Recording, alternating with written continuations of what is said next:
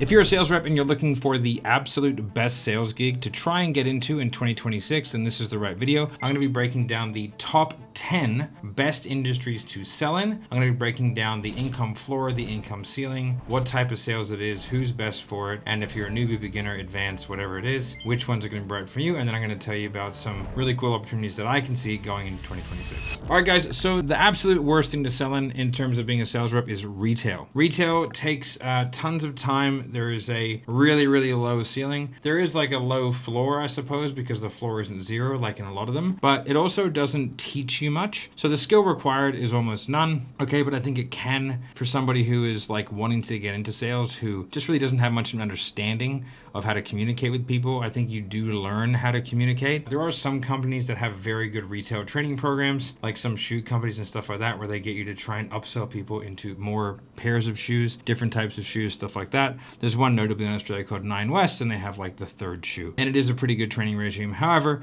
it's not a massively transferable skill. It's sort of barely considered a sales job, although it does technically ticket. So I would say that if you're looking for a great sales gig in 2026, retail is not a good sales opportunity, and nor is it something that you should look into if you're looking to progress in your sales career and actually kind of get into better stuff. Number 9, so the 9th worst, I suppose, is door-to-door lower ticket stuff. So whether it's magazine sales, subscription, stuff like that. Now, the skill needed for this is high, and the income floor is low, and the income ceiling is low as well. The time that it takes you to build up the money to be successful in this is really long, and it's like, I suppose the only argument you could make is that it's not bad for newbies who are looking for opportunities where they get the doors slammed in their face an awful lot, and there is an element to that which I think is actually really positive. This would be very similar to the next one, which I'll take you through, but it is high volume. You do learn the skill of door knocking, which I think is a positive thing, so that's why it's above retail. However, it's going to be frustrating, and it's going to be very, very difficult for you to make significant amounts or even moderate amounts of income. And so if you're someone who's going to do it for a season and a reason, then I don't think it's terrible, but it's definitely not a good opportunity. All right. The next one, which is number 8, is like telco in-store consumer sales. So it's pretty common. Actually, one of the better sales reps that I've ever known, Rode Thilamaki, who I've known for a long time, member of Sales Sniper. We call him the Black Prince of Piff. He actually came from T-Mobile consumer sales, and I'm pretty sure he went into more of the commercial side, which is not a bad place to be, which is why I'm taking consumer plans in particular. It's sort of retail plus, but you can make a lot more money than in a traditional retail environment, just because the plans and pricing and profit margins on those things are actually a lot higher. And so you actually can make decent money. However, it's not a massively transferable skill. The skill required for it is like not high, but the income floor is a bit higher. So you're going to get like more than minimum wage, generally speaking. The income ceiling is quite low, especially for the consumer plans. Like you'd struggle to make 6 figures. The time to money, it takes a while to build that up. And especially it can be quite a competitive environment within the store itself. And so really it's best for people that I think might want some security and want to enter into an entry-level sales position, but want the security of a wage and don't want to do something like a door-to-door, you know what I mean, where you do get a lot of experience, but you don't really have any sustainable or consistent income to fall back on. So it is a bit of an all or nothing scenario. So that's sort of those in-store. Number 7 might be surprising. It's car sales. I don't think car sales is a super good opportunity. Now you can scream at me in the comments, and like any industry, someone can crush it in car sales. Absolutely no doubt, right? However, I would say it's not a massively transferable skill set, which I think it's a very common thread throughout what I think is a good job. I think that, you ascend through the levels of sales rep to get to opportunities that are really, really high income. And, if you're doing $500K a year, which is a great income, don't get me wrong, but that is top tier car salesman. Right? Just because selling cars itself just isn't that profitable of a venture. It just really isn't. And so there's just not a lot of margin to pay the guys a lot of money. Also, it's a very commoditized, like you're selling the same thing. So if someone's selling the same car for cheaper, like they're not going to buy it off you. And so you end up kind of not gaining some of the skill sets that you would usually get if you're in an environment where, you get a multiple different type of lead. You have a couple different ways of selling the product. However, you can definitely make money doing it. The floor is very low. The ceiling is decent, but it's not really high. And so that's why I'm not scoring it that well. The time to money, it is a difficult thing to do. The skill required is pretty high to be good at it, and it can take a while to build that up. And also the location, there's a lot of factors that have a large variable into do whether or not you're going to be successful in this particular avenue. So I'd say it's best for people from a personality perspective. It's best for people who are like really forthright, very, very confident. Those are the people that are going to do well. Okay, we're getting into number 6, and then we're going to go into the last few in a little bit more detail. Okay, so the next one is real estate leasing. So I say leasing specifically because real estate leasing is nowhere near as lucrative as real estate selling. I used to do a lot of stuff with Ryan Serhant. I worked with him for years. You know, the leasing agents are the ones who usually come in and they're looking for, like, they're brand new, right? Because it's, you know, it's seen as easier. It is not super lucrative, and it is very, very high admin, very high touch point. You still have to do all of the same things as selling, but you get very few of the benefits. And so the ceiling is low, the floor is low, the skill required is basically the same as selling because you have to go out and get the listings and all that kind of stuff, but you just can't make as much money. So to me, like, I guess it's best for someone who is coming into an environment, wants to do real estate sales, but then needs an entry point. They can learn on the job without burning a network, I guess. I just don't really see the point in doing it as your only thing, but I guess if it's a scenario where you have to, you know, then do it. Now, these are the last 5. These are what I consider to be the best opportunities for you to get into sales in 2026 and things that are going to do really, really well and are basically kind of bulletproof industries for the most part, as long as you have a good skill set. So real estate sales, obviously it's probably where you could make the most amount of money. So I think real estate sales probably has the highest ceiling. I don't think there's any salespeople that actually make more money than extremely successful, like top 0.1% real estate agents. Like you take someone like a Ryan Serhant or a Frederick Eklund or any of those guys, and they're making probably 8 figures a year. So it's got the crazy high ceiling because if you can get into really luxury real estate, you know, the sale isn't selling the house, the sale is getting the listing. So it is best for people who are great at networking and get their social energy from going out there and networking. There is nowhere near a 9 to 5. And so like the trade-off here is that you are working weekends, you have to have a BMW, you have to wear a suit, right? And like it's a fantastic opportunity, but it is the 1% making 99% of the income, okay? And that's because it is a hustler's world. If you are a successful real estate agent, you are a straight hustler, hard worker. It doesn't necessarily mean that you are a skilled salesperson. That's not what it requires. It requires straight hustle. Like people who are successful in high ticket would be comically woeful at being a real estate agent. Now, real estate agents could probably transfer into high ticket. I still think high ticket is a better opportunity for most people, but high ticket salespeople, like compared to real estate salespeople, they're like opposite ends of the spectrum. High ticket rarely do anything. They're very unprofessional. They like suck at follow-up referrals, outbound, do anything. They seem to be fed leads, daddy please, daddy please. They are not self-reliant at all, and they're little bitches. Whereas real estate agents are usually straight fucking hustlers, but if you get them on a sales call, like they're comically stupid at it. However, you know, I'd probably rather that side than the other side, to be honest. So again, skill needed is super high to be really good. Income floor is super low. Income ceiling is incredibly high. Time to money takes a very long time to build up to be good at this, and it's best for people who are just absolute savages and just want to work, and they're going to power through any scenario. Now the next one is SaaS. SaaS or high or like tech sales. Now, SaaS and tech sales, like I have a bit of experience in that. I own a SaaS company. It is not a skill-based position. It is a professionalism-based position, and it is pure, like relentless outbound opportunities. You need to be someone who's good at filling out your CRM. You're good at follow-up. You're good at getting referrals, and you're someone who will chase people because you can't mindset a business into getting a software. It's not how it works. And so there are just logistical barriers in the way of actually getting someone to sign a proposal that involves, say, changing over dialing softwares, for example. Like that is a big shift, and there's multiple stakeholders. So some high ticket guy who's just like fucking, you know, let me show you a different perspective, like it's just not going to go down that well. And so it's like the best people in SaaS are people that are like grinders and super organized and professional, you know? Those are the ones that do really, really well. And so the skill needed is not high, but the professionalism required is very high. The income floor, you're almost always going to have a good salary. The income ceiling is pretty high, but it's nowhere near as high as something that doesn't have a salary. The time to money is pretty quick because you're usually going to have a salary. But the reason for that is because the comms are relatively low because there's a hard cost of the software and stuff like that. So you might get 5%, you know what I mean?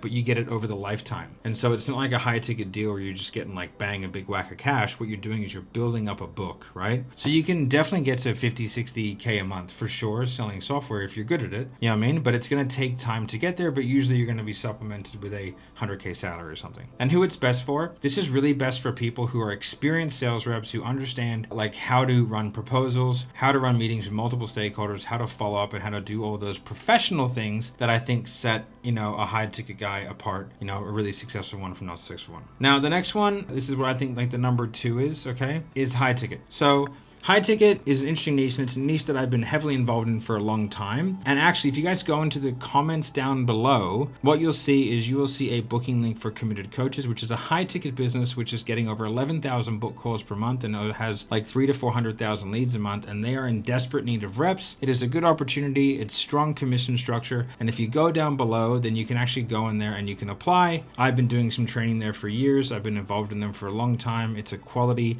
super high volume, high ticket business, which is super rare in the space because most high ticket businesses are sort of high ticket, low volume or low ticket, high volume. This is a high ticket, high volume. And so you get an incredible opportunity to be able to do like outbound for unlimited leads or inbound for unlimited leads. You get a product which is health related, which I think is a real positive, and they have plenty of things in place in order to get people better, including some trainings with myself. Okay. All right. So, but high ticket, okay. The skill required to be successful in high ticket is high. Now I'll juxtapose that with the professionalism is low.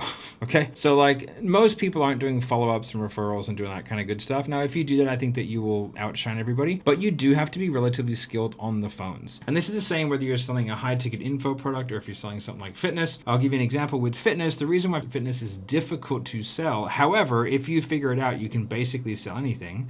So I think it's very much worth doing. It's where I got my start in sales. What you're doing is you're asking people to stop doing things they enjoy, replace that with physical pain, ask them to take time out of your day and stop doing things that they enjoy, and then from there pay you for the pleasure. So if you can convince someone to do that, you can get them to buy a SaaS product, right? And most of the top people that I know came from fitness sales. The reason being is it's a very emotional, difficult sale, and you have to grind, and then usually the targets that you get are ridiculous, and so you have to sort of do a lot of other stuff in the meantime to make it work. So I would say like for something like a Committed Coaches, which again you can go down below and you can grab the details. The skill required is not super high because it is crazy high volume, so you actually get an opportunity to kind of supplement that. But generally speaking, for high ticket, the skill set required is relatively high. The income floor is 0. The income ceiling is very high. I would say it's second only to real estate. The time to money is usually pretty quick because a lot of the time, like if you're half decent at sales, you can ramp up to a good level quickly because most high ticket sales are basically identical. So if you've done it before, you can do it again. And it's best for people who are high risk, high reward people. Most people in the high ticket space are like a wantrepreneur, and I don't see that in a negative way. I mean, like they're just more entrepreneurial people, but they don't necessarily want to start a business, which is why it's sort of sold as a biz op a lot of the time. Do you know what I mean? So I think that it's a fantastic option for people who high risk, high reward, want the high ceiling, don't mind the low floor, and want to get a true sales skill set, because I believe that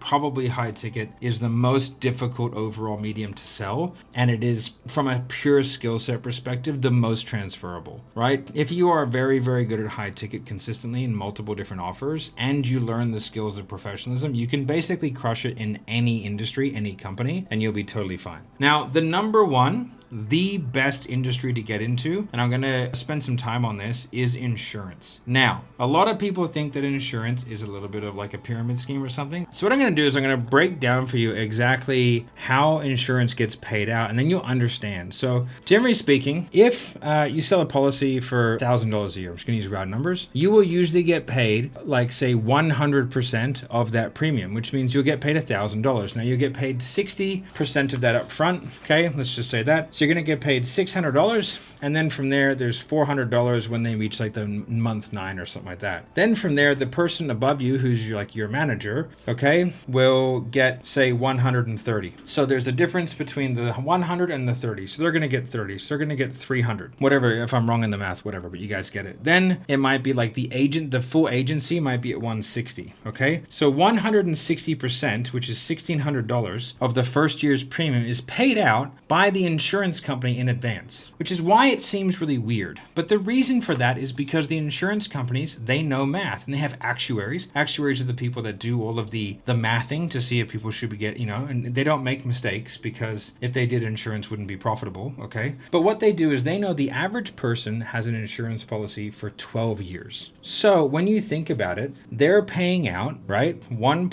6 years to get 12. If that person dumps out early, then they claw back the commissions, okay? So that's where the risk is. But that's why you can sell something for $1,000, you can only take 100, and you will be paid $600. So that's why it looks really weird. When people see it, they go, oh, that's a pyramid scheme. It's really not. What it is, it's how insurance companies mitigate having to have sales and marketing front ends. So they have IMOs, right? Internet marketing organizations, or these other agencies that get 160% of the first year's premium, and then it gets paid down throughout some of the people, but nobody's on salary. And so it's like, and the goal is that the more you sell, the more you take, right? And then there's an agency usually at 160, then there might be like a middle management layer at 130, right? The difference being 30, and then you're at 100, right? So it's 30, 30, and 100. So the rep is getting paid the vast majority of that amount. It's just that the people in the upper layers are getting paid a little bit from a lot of different people, okay? But it's paid sort of like bottom up, like not like top down or like something like that. But the reps are always going to get paid the most for the sale, and that's why the math makes sense, and that's how people can be, selling things that are not that expensive but making a lot of money in commissions. It's because the way that insurance works is it's a very long tail. It's actually not dissimilar to alarm sales. Alarm sales, you can get a lot of commission even though you're installing it for free, but they'll install it for free, then they sell the contract to the alarm monitoring companies. The alarm monitoring companies might pay 3 years up front knowing they're going to get 18 years out of the person. So that's how those work, and people don't really understand how that works, and so it looks weird. Then you add into the fact that any sales job has a distribution curve that looks really similar to like an NBA bench. So Steph Curry, at the week of filming this, he got like he had a 47 to 49 point game back to back. Okay, I think they only had 100 points. So he's scoring like half the points for the team, or on average like a third of the points for the team. He also makes more than basically everybody else combined. It's because he's Steph Curry. So like the distribution curve in sales is very similar to professional sports because it is a pure skill-based activity, right? It is hustle and skill. So if you don't hustle and you're not very skilled, you make fuck all money. If you hustle a lot and you're really skilled, you make a shitload. And so that's why those two things combined, it just looks weird. So whenever I see that kind of stuff online, I'm always like, well, that's not really how that works. And I'll happily speak to people about it. I'm sure there are some sketchy ones out there, but I do run an insurance agency with Caden. We do like final expense, and we do like a bunch of other just like general insurance type stuff, like general life insurance. If you want to know more about that, you can go down below. It's called Sniper Insurance. There's a link. You can book a call. Caden does these calls. He's a fantastic guy. We don't take on a ton of people because we like to keep it pretty small and niche, and just people who actually want to kind of get after it, because we do a lot of training for those guys, okay? That's for American citizens only. If you come to me, not an American citizen, then don't come to us because you can't go there. You should go to our committed coaches instead. But insurance, one of the reasons why I think it's probably the best opportunity is because more millionaires are made from insurance than any other industry. The main reason being it is 100% recession proof and bulletproof because everybody needs insurance all the time. It is never going anywhere. The skill required to do it is not very high. If you want to make a shitload of money and go into IULs where you're in that sort of like, I know people personally who make $300,000-$400,000 a month selling that kind of stuff, okay, which is insanely high amounts of money. So insurance is around, it's more than high ticket, probably less than what real estate can make. But overall, because you can actually sell your book of business, the overall income potential, I think, is higher because you actually can start to build it as a business and sell it, whereas it's difficult to do that with other things. The income floor is absolute zero, even negative, because a lot of time you do have to buy leads. So if you're someone who is like,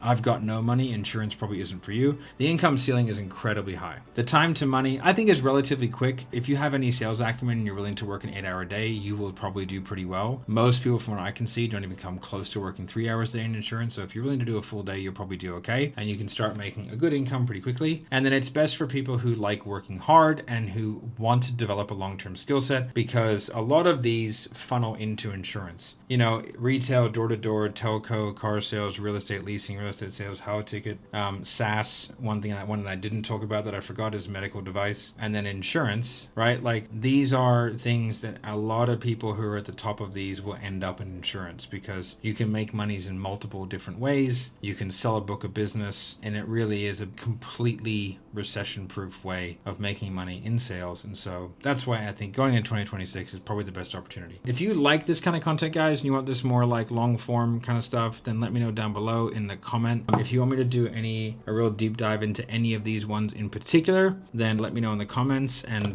like, subscribe, all that kind of good shit, because it really helps out the algorithm. And I will speak to you soon.